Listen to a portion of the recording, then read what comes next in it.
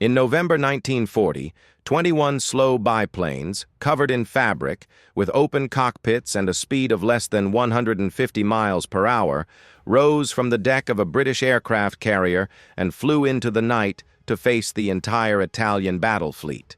6 battleships, 7 heavy cruisers, dozens of destroyers, and anti-aircraft batteries awaited them in the port of Taranto. No sane person would have bet a penny on these old-timers. But it was these 21 aircraft that, in a single night, would knock out half of the Italian battleships, overturn all existing ideas about naval warfare, and inspire the Japanese to strike Pearl Harbor.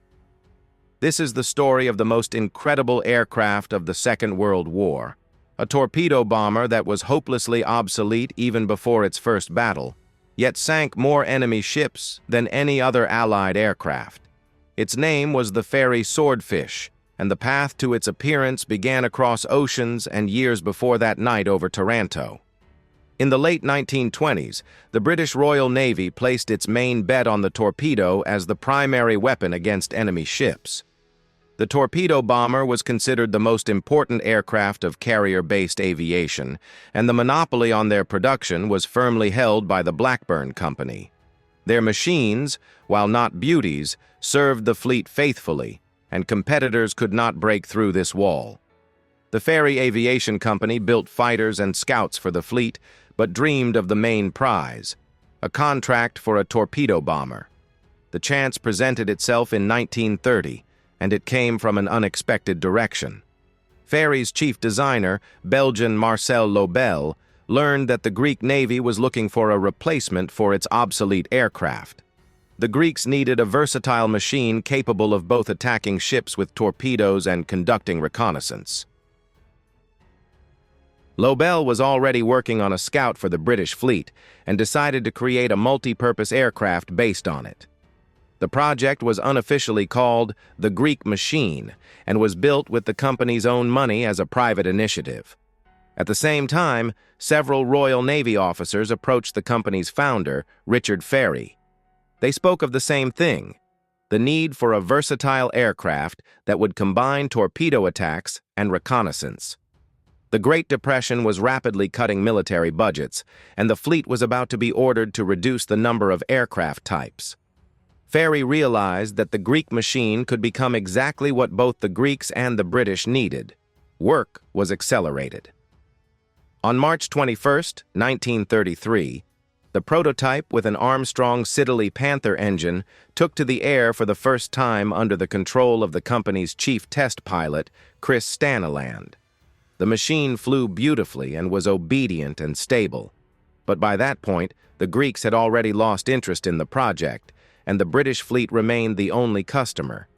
The engine was replaced with a Bristol Pegasus, and the aircraft received the official designation TSR, which stood for Torpedo, Spotter, Reconnaissance.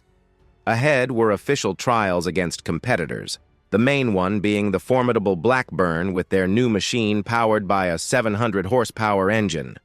Fairey could not afford a single mistake, and that is why what happened on September 11, 1933, was a real disaster for the company. Chris Staniland took the prototype up to 14,000 feet to check the machine's behavior in a spin. The aircraft was reluctant to spin for a long time, which was normal for biplanes of this configuration. But when Staniland finally forced it into a spin, it proved impossible to recover. The rotation became flat, the nose rose to the horizon, the rudders stopped responding, and the attempt to add throttle only added shaking to the already frantic rotation. After the 12th turn, Staniland made the decision to jump. He climbed out of the pilot's cockpit, but the centrifugal force of the spinning aircraft threw him back, right into the rear cockpit. He had to leave the same machine twice during a single flight. On the second attempt, the parachute finally opened. The prototype was smashed to pieces. Fairey did not have a second copy, nor a spare machine, and the competitors from Blackburn were about to launch their prototype into the air. Marcel Lobel and his team were in a desperate position. They needed not just to build a new aircraft, but to redesign the structure to kill the flat spin problem. Richard Ferry threw all resources into the project. The usual order of work went to hell. As soon as the drawings for any part were ready, it was immediately assembled on the nearest free patch of factory floor, pushing aside all other projects. In 7 months, they achieved the impossible. On April 17, 1934, the new prototype took to the air. It featured an elongated fuselage, a new tail with an enlarged fin, anti-spin strakes, and a changed sweep of the upper wing. In official trials, it performed no worse, and in several parameters even better than the Blackburn machine, which by then had already received a production order. The Air Ministry ordered 3 pre-production copies, followed by a batch of 86 machines. The aircraft was named the Swordfish, in the tradition of naming torpedo bombers after predatory fish. Blackburn's monopoly on torpedo bombers was broken, but there were still 5 years left until the actual war that would turn this slow-moving stack of crates into a legend. By the end of 1936, the Swordfish was already in service with several carrier aviation squadrons. The first to receive it was 825 Squadron on board the aircraft carrier Glorious. This was followed by 811 and 812 squadrons, which had previously flown the obsolete Blackburn Baffins. Pilots quickly appreciated the new machine. The Swordfish was forgiving of piloting errors, especially at low speeds, which was critically important when landing on an aircraft carrier's deck. Slotted slats on the upper wing allowed it to stay in the air in regimes where other machines would have already stalled into a spin. For young pilots just graduating from flight schools, it was a real find. But behind this external idol lay a serious problem. The Swordfish was built slowly. Peacetime production rates were designed for calm re-equipment, not for an approaching war. The naval leadership understood that the aircraft was already obsolete and was betting on its successor, the Fairey Albacore torpedo bomber, which was supposed to go into series production by the end of 1939.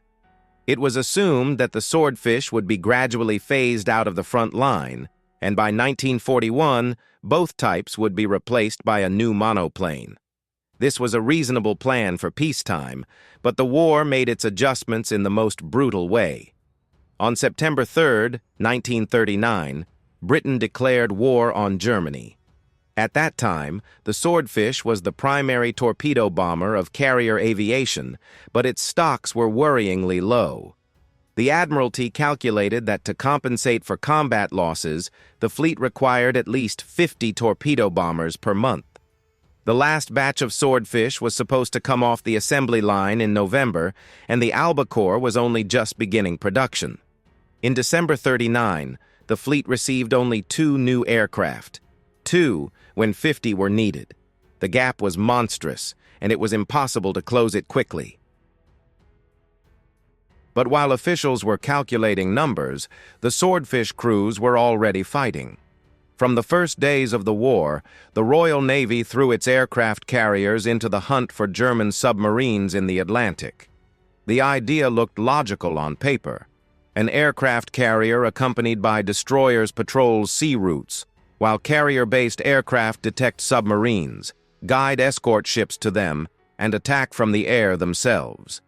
In practice, everything turned out to be much gloomier. A submarine in the ocean is a tiny target. An aircraft carrier is a huge and perfectly visible target. The weather in the North Atlantic was terrible most of the time. Low clouds, storm waves, and visibility sometimes dropped to 0, while the Swordfish crews sat in open cockpits, blown by an icy wind at an altitude of several thousand feet above the equally icy ocean. After many hours of patrolling, pilots literally had to be pulled out of their cockpits because their bodies were frozen into complete immobility. On September 14, 1939, just 11 days after the start of the war, the submarine U-39 attacked the aircraft carrier Ark Royal off the northwestern coast of Scotland.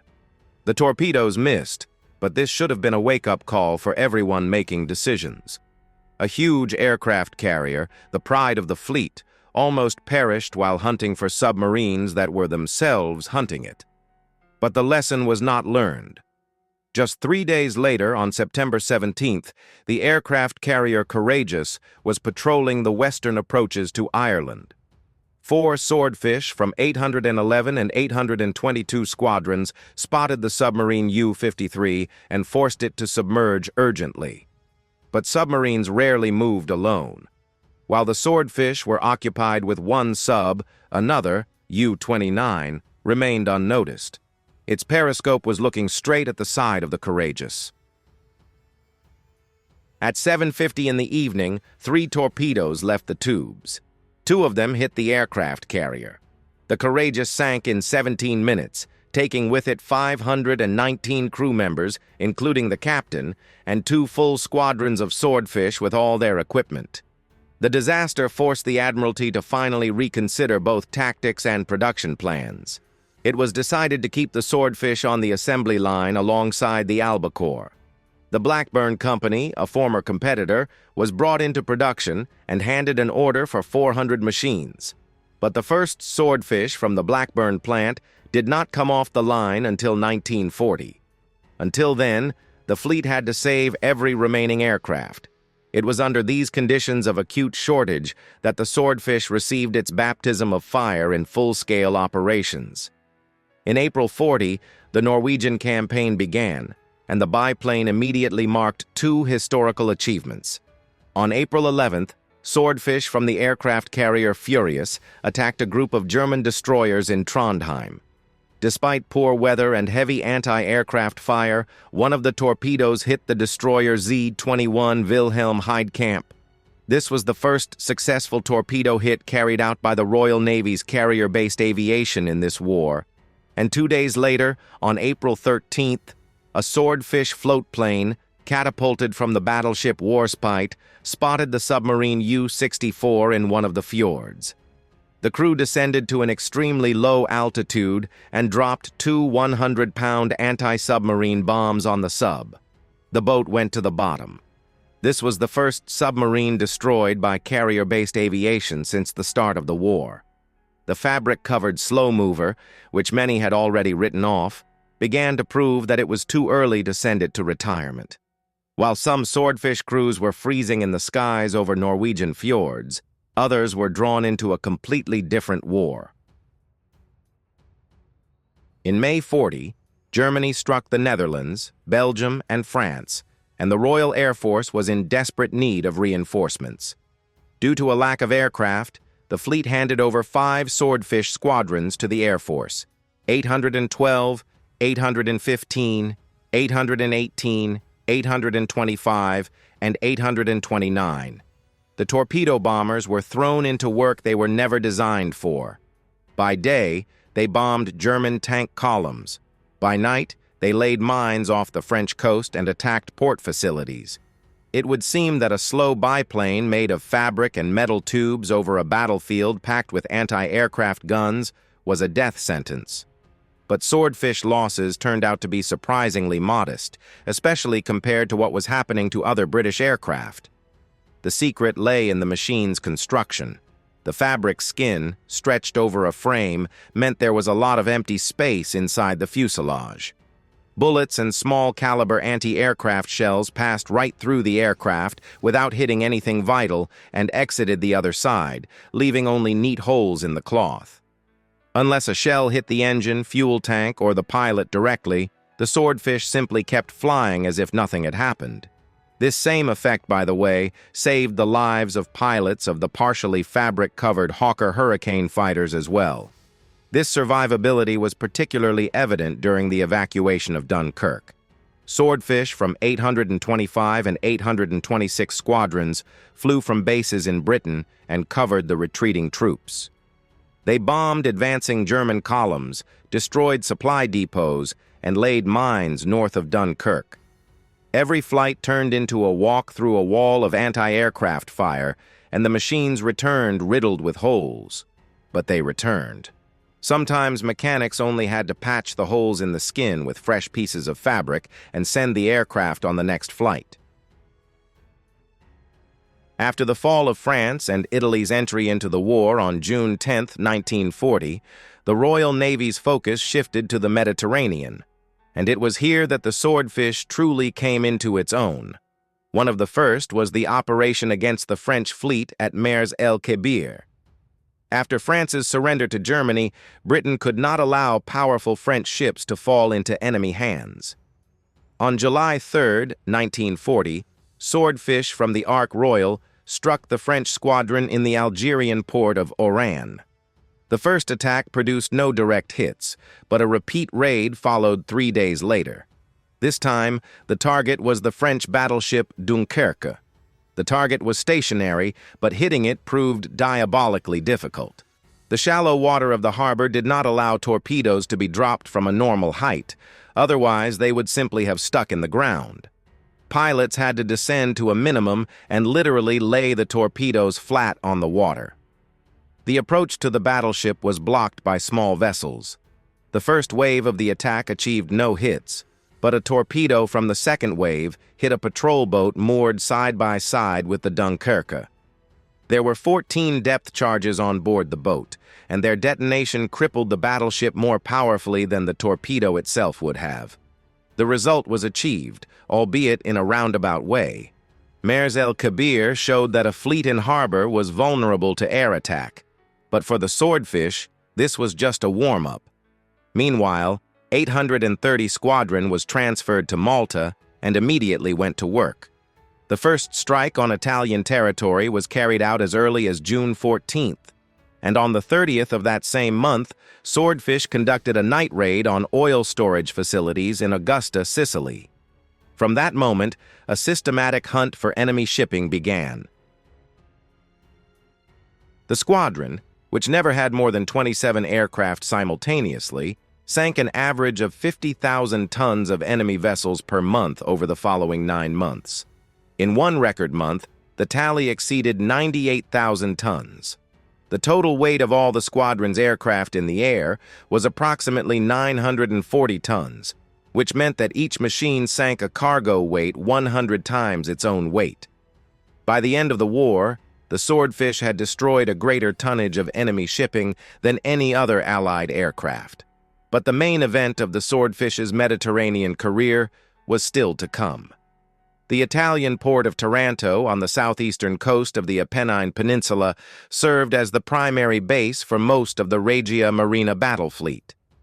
The idea of striking it from the air arose in the mid-30s, and after the fall of France, the necessity of such an operation became obvious.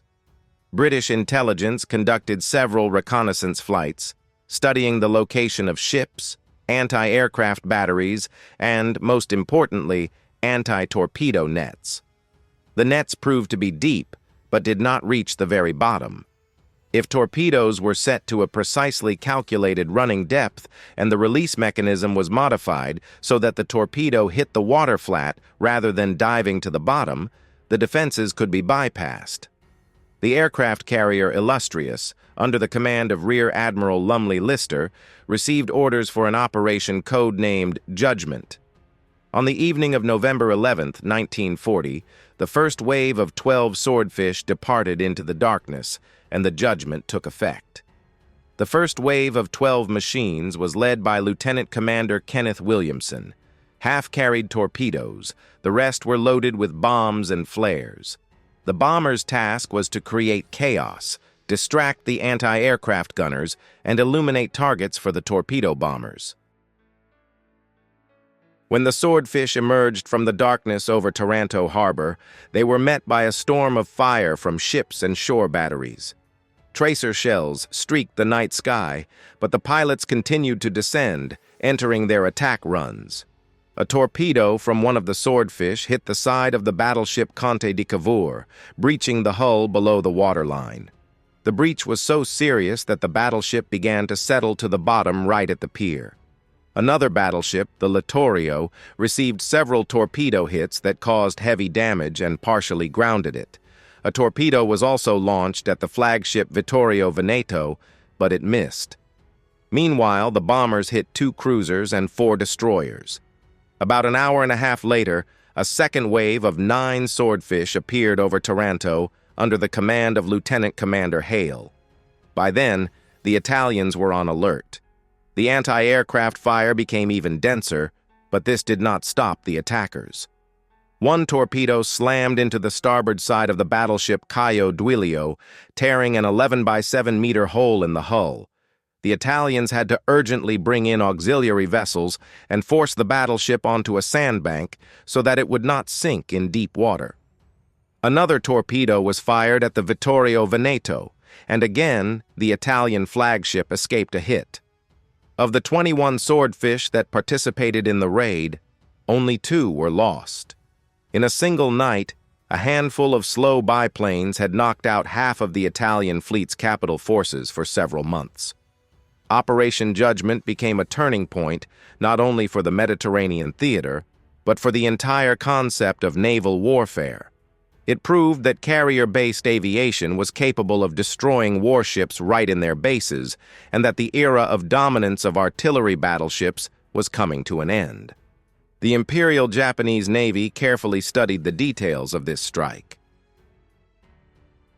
And although work on the plan for the attack on Pearl Harbor had been ongoing for several years, it was Taranto that confirmed to the Japanese the correctness of their chosen path and helped them refine their own tactics.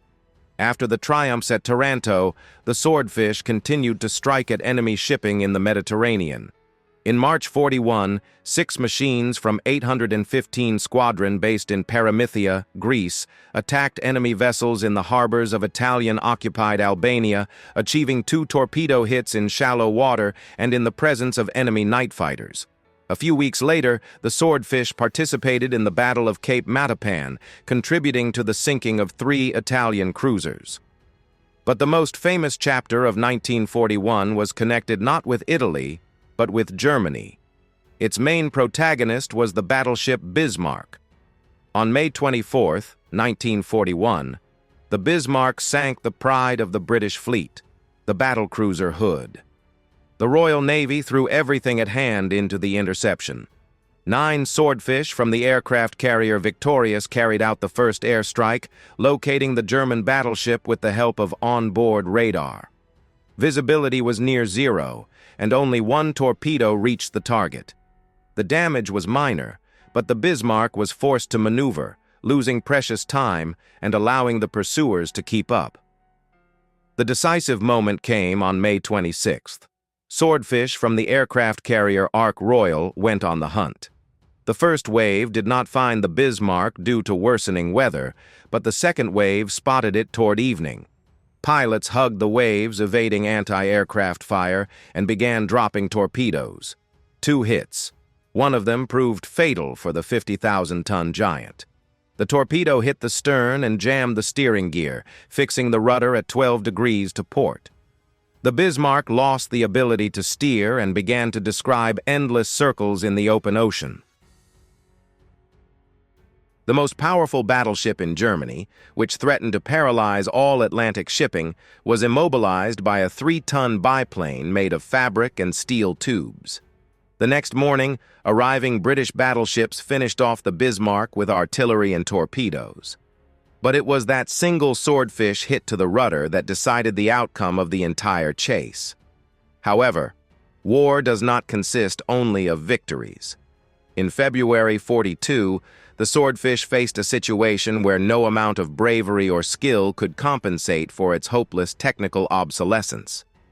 The German battleships Scharnhorst and Gneisenau, together with the heavy cruiser Prinz Eugen, were making a daring breakout from French Brest back to Germany through the English Channel.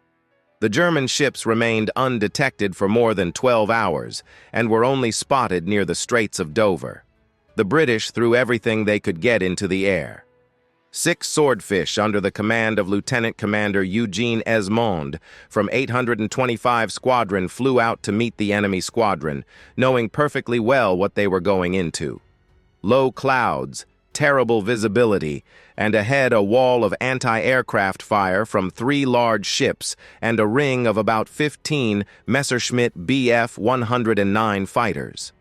The swordfish did not even have time to reach torpedo release range. German fighters tore the biplane formation apart long before the attack line. All 6 machines were shot down.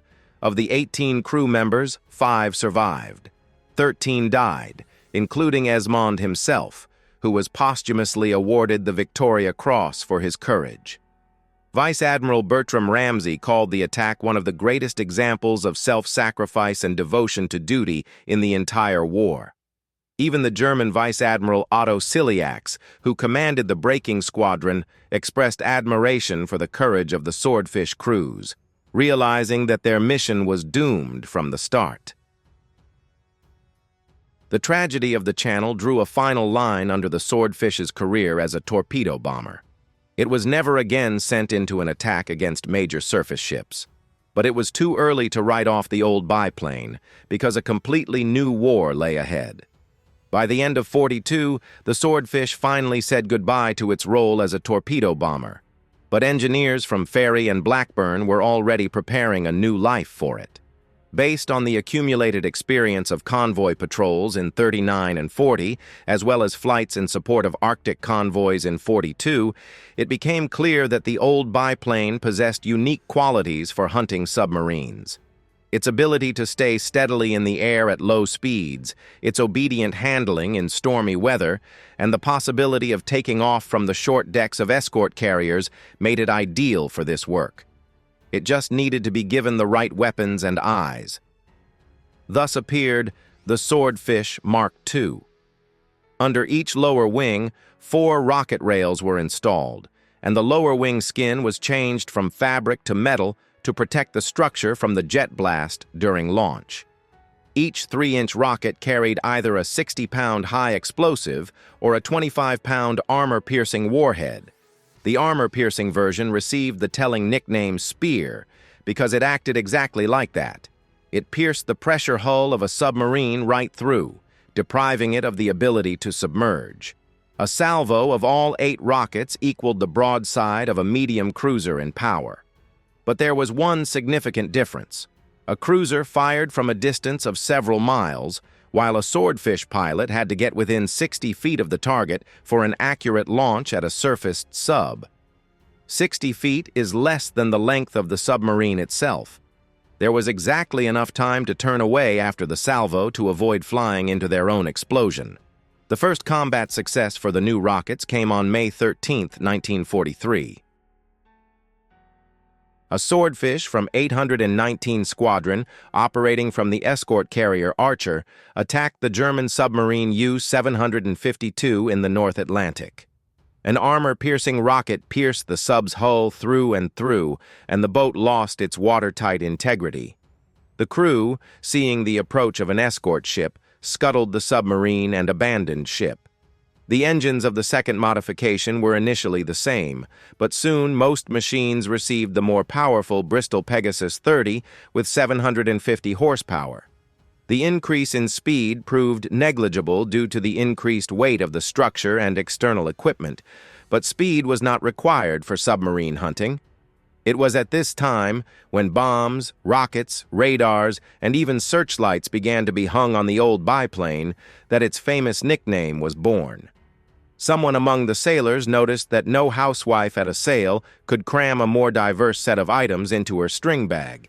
A string bag was the name for a mesh shopping bag. The nickname caught on instantly and became the Swordfish's second name until the end of the war. The next step was the Mark III, which carried a heavy Model 11 radar in a streamlined pod between the landing gear struts. This radar detected surface ships at a distance of 60 kilometers. It spotted a surfaced sub at 20, and in ideal conditions, it could even pick up a periscope at a range of 8 kilometers. The heavy radar with the original engine required sacrifices. The telegraphist gunner had to be left behind to compensate for the weight. The problem was solved in '44 by attaching powder rocket boosters for takeoff. The idea of attaching rocket boosters to a flimsy fabric biplane sounded like a joke, but it worked, and the third crew member returned to the cockpit. The Mark II and Mark III operated together, forming night hunting groups. The machine with the heavy radar would guide the group to the target in pitch darkness and zero visibility. Then another swordfish, carrying a powerful searchlight under its wing, would blind the surfaced submarine, and the whole group would attack with rockets at point-blank range. For German submariners, this was a nightmare. Out of absolute darkness, without any warning, a blinding light would descend upon them. Seconds later, armor-piercing rockets would rip open the hull.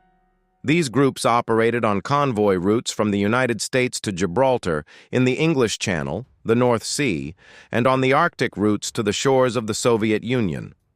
The Mark II became the most mass-produced version in the type's history. The Blackburn Company produced 1,080 such machines. By 45, 9 combat squadrons of Swordfish were still in service. The last combat flights took place in the spring of that year. 835 and 813 squadrons carried out strikes on enemy shipping off the coast of Norway. Production of the Swordfish ended as early as August 44, when the last Mark III came off the Blackburn assembly line.